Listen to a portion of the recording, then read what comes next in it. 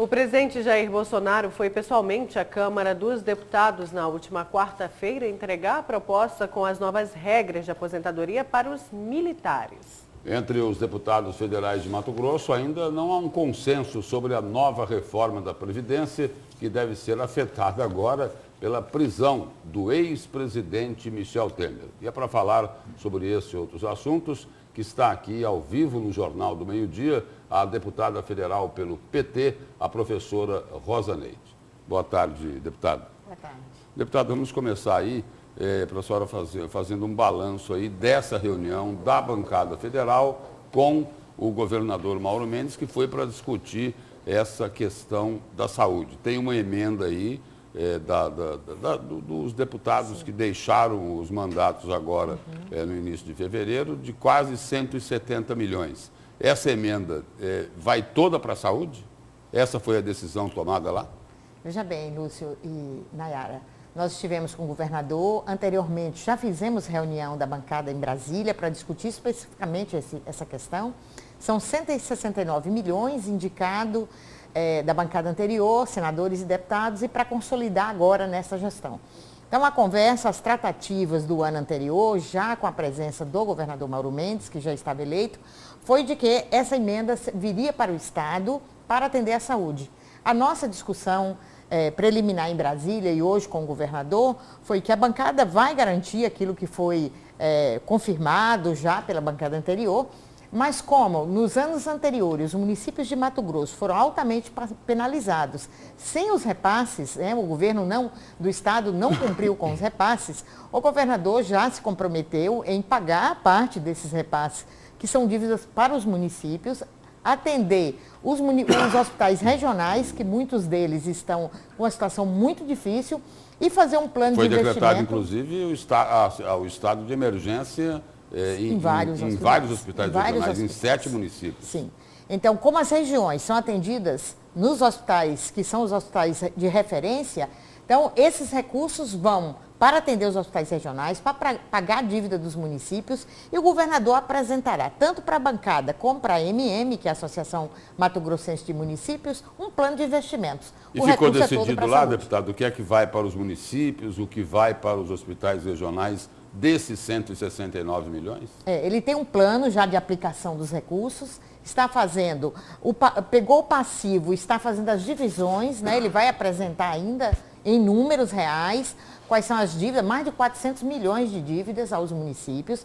Então, um município pequeno, que tem uma arrecadação muito pequena, como ele consegue comprar o remédio para os seus moradores, Então, é nesse sentido que toda a bancada junto, está sensível à questão dos municípios e também ao compromisso feito com o governo do Estado. E o que for feito, decidido aí pela bancada, esse aporte de recursos, seja cobrado também, a aplicação, deputada, porque a gente sabe que houve uma destinação para a bancada para socorrer, para equipar o pronto-socorro e esse dinheiro acabou sendo usado pelo governo do Estado também para pagar a dívida da saúde com os municípios e não foi devolvido para o pronto-socorro. Esse aporte agora, essa ajuda financeira, essa união de forças, precisa ser cobrada depois do governo do Estado. Com certeza. Eu acho que o papel fundamental dos deputados é esse, é o de acompanhar e fiscalizar a aplicação dos recursos. Não adianta destinar e depois não acompanhar.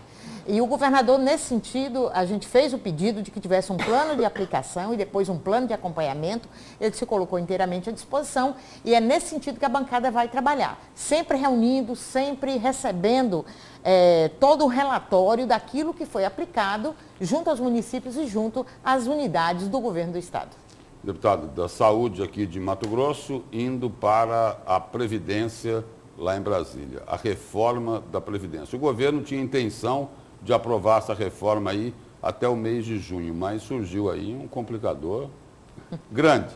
É a prisão de Michel Temer e do ex-governador do Rio de Janeiro, Moreira Franco, que é sogro de Rodrigo Maia, presidente da Câmara Federal, que está ali numa linha de atrito, em rota de choque com o ministro da Segurança, Sérgio Moro.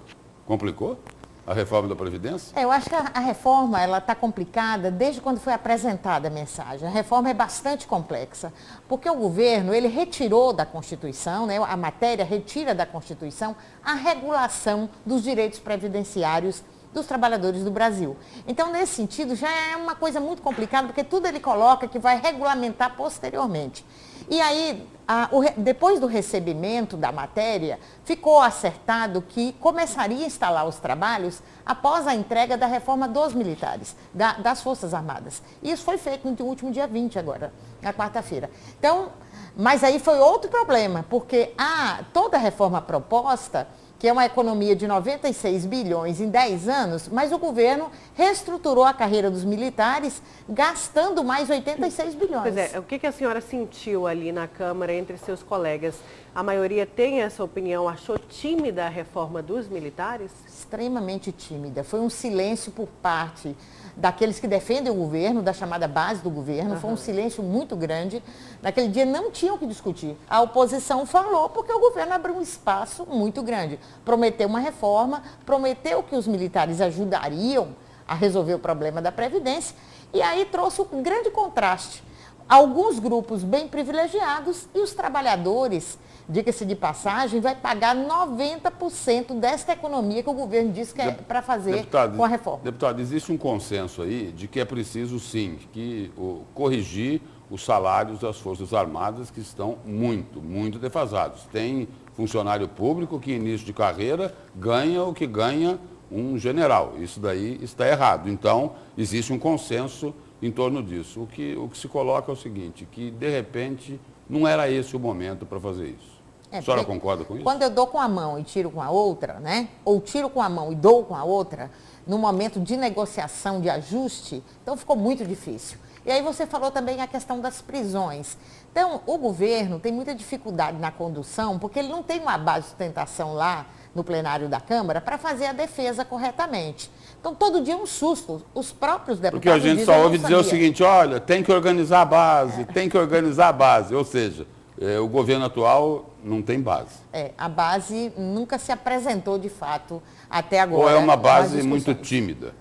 Não, eu acho que nem é tão tímida, é porque o governo fez uma discussão na campanha. A base quer ouvir também, não é, deputado? A base não ouviu ainda, né? Não ouviu, não foi escutada. Então, a base, o que ele disse na campanha é que só indicaria cargos técnicos, que não indicaria cargos políticos.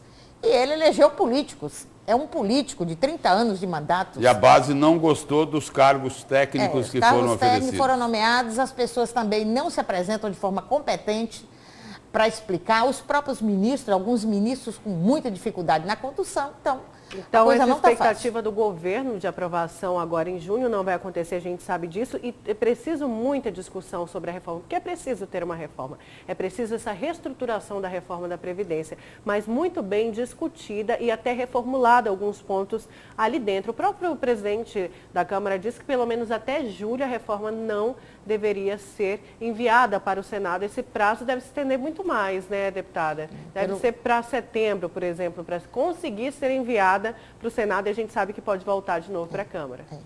É muito importante que o governo, se ele tiver que fazer os ajustes, que tire o foco dos trabalhadores mais pobres. Problema que toda discussão passa, não, em momento nenhum está tirando privilégios. Não pode poupar a elite. Então, quando não tira de quem tem mais, que é uma minoria, mas é a maior dívida da Previdência, e tira dos mais pobres, veja bem, tirar R$1.000 de um pobre, de uma pessoa trabalhadora que trabalhou a vida inteira ou que não tem acesso a emprego, e passar para R$400. Só nessa proposição, já parte do Congresso se coloca contrário.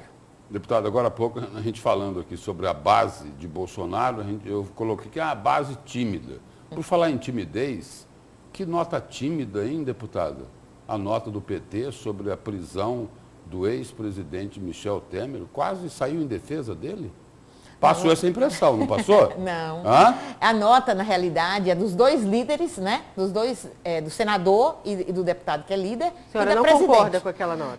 A nota não é do partido como todo. O partido está reunido hoje e amanhã, como não pode fazer a nota em nome do partido, se o partido não definiu a nota. E aquilo que está posto de forma muito sintética é dizer, a gente quer que todas as pessoas desse país tem direito à defesa.